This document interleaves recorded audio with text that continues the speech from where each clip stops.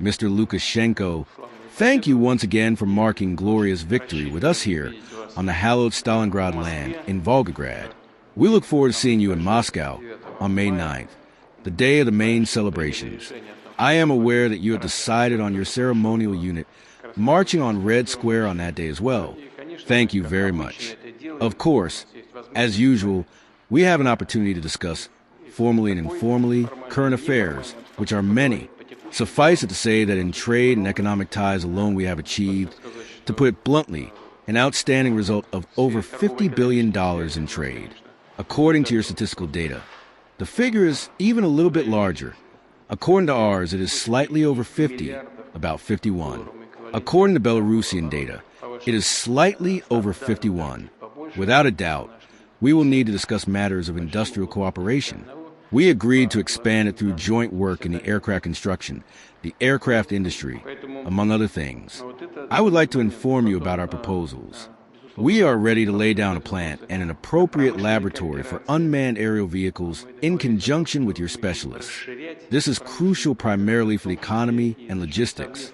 We have earlier agreements regarding aircraft construction. We managed to preserve a portion of the aviation industry. There are things to work on in this department, as well including a small airplane, cooperation on medium-range airplanes, and so on. We will discuss other areas as well.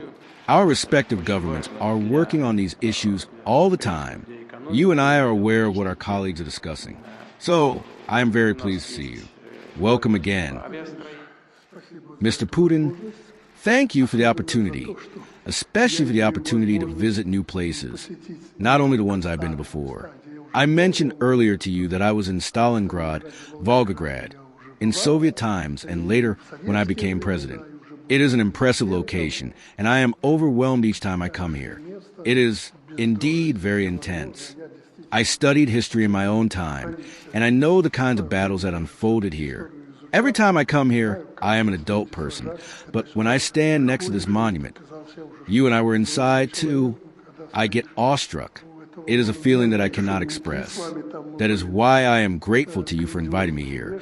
And here I am again on our sacred land, where Belarusians and Russians and all the peoples of the Soviet Union fought to death. You have rightly said that we have a good tradition to encourage our respective governments and to set a trend in our relations, and to also resolve some issues that do not get resolved by the governments. We meet regularly. Thank you for us having frequent telephone conversations to discuss urgent matters. We have a common understanding of the entire development process, and our respective international agendas overlap. There is no need to say anything about it. We are not hiding anything, and there is no duplicity or artifice about it. A major holiday is lying ahead. I forgot to mention during my speech at the forum, some of our comrades, in Russia as well, we have St. George ribbons, memory, and so on. That is owing to you. By the way, when you spearheaded the Immortal Regiment March, we followed this path in Belarus as well. However, in parallel with St. George ribbons, our young people initiated the Belarus Remembers Drive, which is our version of Immortal Regiment. No one bans anybody from wearing St. George ribbons. I asked about its history. I suggest that you ask your historians to provide you with information about the St. George ribbon. We do not deny it, but the history of the St. George ribbon is somewhat special. The symbol of the drive includes the colors of, many people reproach us for that, the Soviet flag, but we decided this by the referendum. The Belarus Remembers Drive is similar to your Immortal Regiment Drive, the very first one, in which you participated. I do not see anything wrong with that. Some people prefer St. George's ribbon, others Belarus Remembers symbol. These badges go together, and no one is pushing their own agenda wearing them. But still there are people out there who must make a fuss about it. So, do not pay attention to it. We share the same idea. You are aware of our ideas, and we are aware of Russia's ideas. We are one fatherland. I say that from Brest to Vladivostok, we are one fatherland. It was not our choice to have two countries.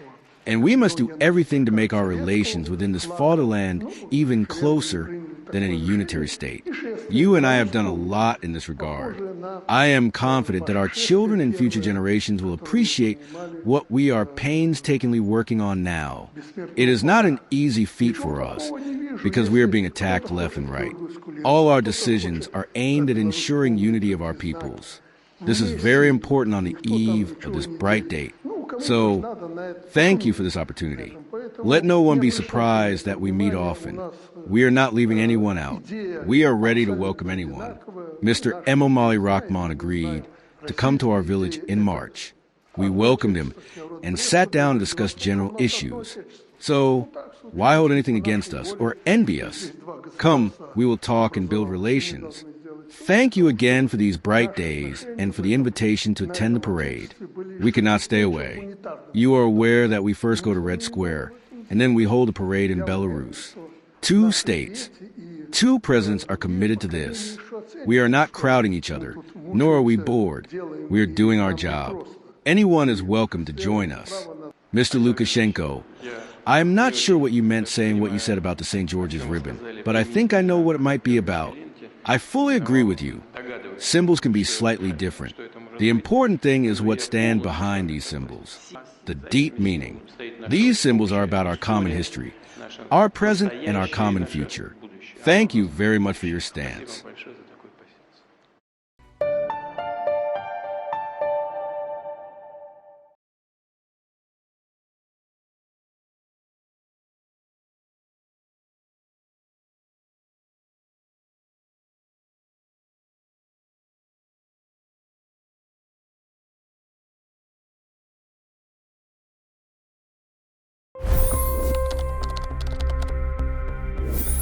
$25 crore गरीब गरीबी को परास्त करके बाहर निकले। For the good of our nation, let's work together and let's truly make America great again. The fastest news breaks. Requested PM saying that we will have to speak to Putin and to Zelensky. The biggest news makers. The relationship with India is probably the most important bilateral relationship the U.S. will have for the rest of this century. The capital delivered quite an election result today. Expert analysis. The million-dollar question today is how to stop this dance of death. Ground reports. I'm standing at the crossroad of the Kumbh Mela. Behind me are more than 100 entry guards. Long-form interviews. Exclusionary politics is reflected in Manipur case as well. You don't bother because this is a small state.